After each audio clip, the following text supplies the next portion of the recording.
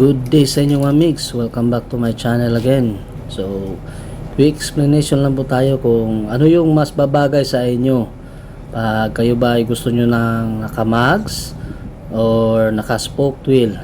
So, malalaman natin yan dito, no, kung anong gusto nyo mga mix.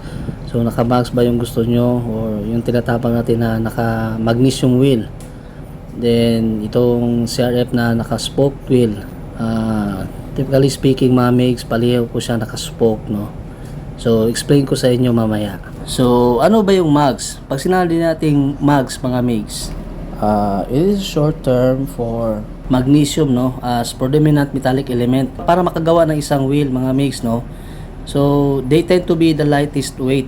So, mas popular sila among racing motorsports. Kaya, pag nakikita kayo ng mga superbikes, usually nakikita nyo naka-mags, di ba mga migs? Doon naman tayo sa spoke wheels.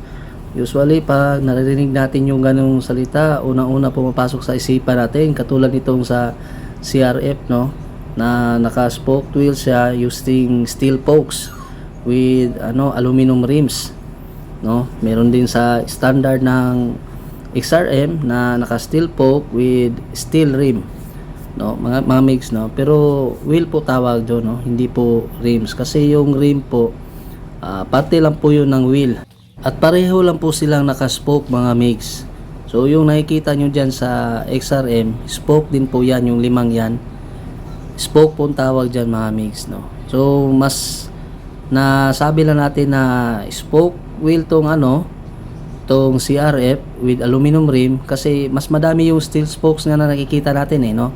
So hindi po mabubuo yung wheel kung wala pong spoke. Ito yung gawin nating sample mga mix, no.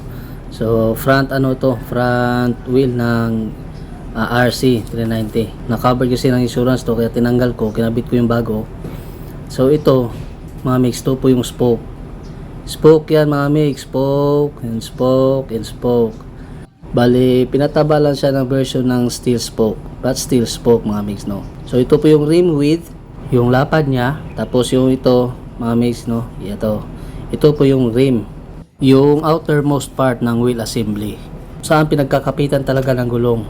And this is the hub, central part ng wheel mga migs, kung saan nakakonekta yung axle. Medyo pangit pa yung kulay niya mga migs, no. Kailangan pa niya sundin yon.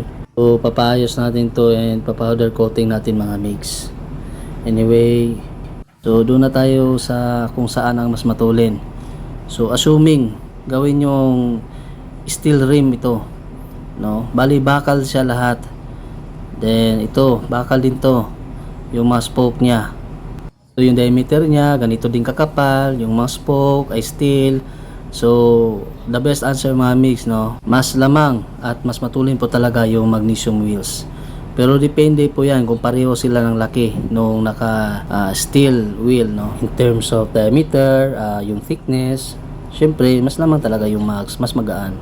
So the fact that the sports bikes companies ay gumagamit ng magnesium wheels since they seek speed. Isipin nyo lang na gawa sa buong bakal to na solid mga mix, no. Yan lahat nakikita nyo bakal yan.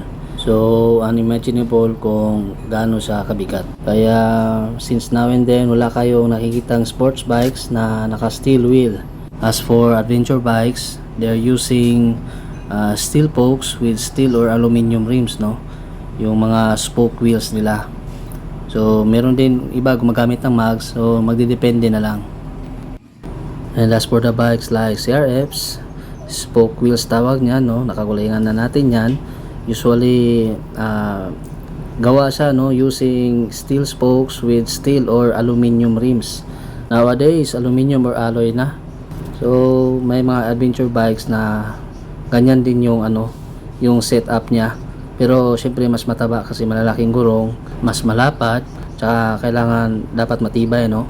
Yan ang gamit ng dirt bikes since they offer flexibility. So kusa siya nag-adjust, unlike magnesium wheels na steady lang siya, no. Yung spoke niya hindi nagpi-play. Well, kung sa pros and cons tayo, advantage ng spokes, it's good for off-road rides, no.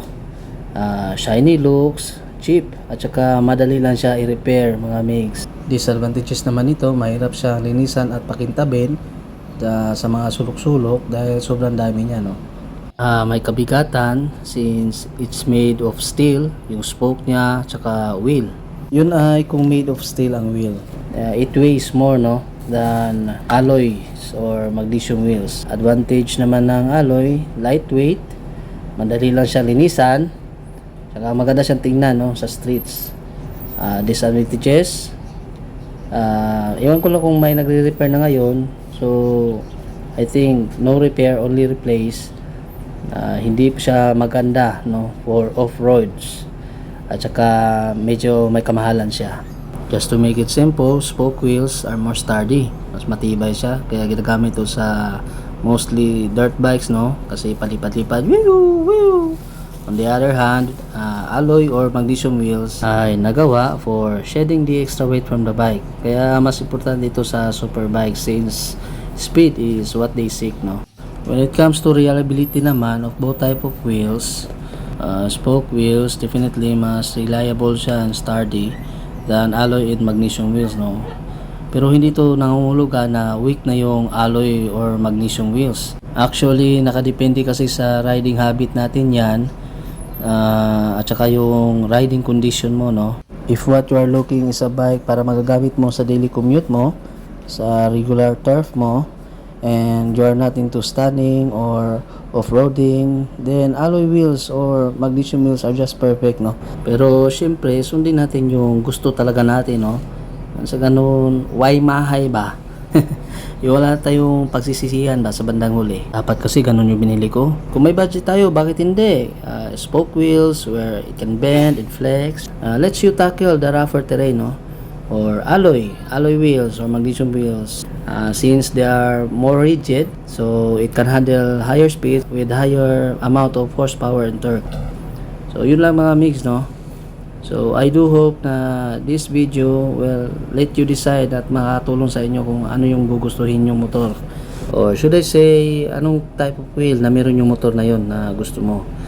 So next time ulit mga mix, ride safe always. Ciao. Thanks for watching. Like, Comments share, and subscribe.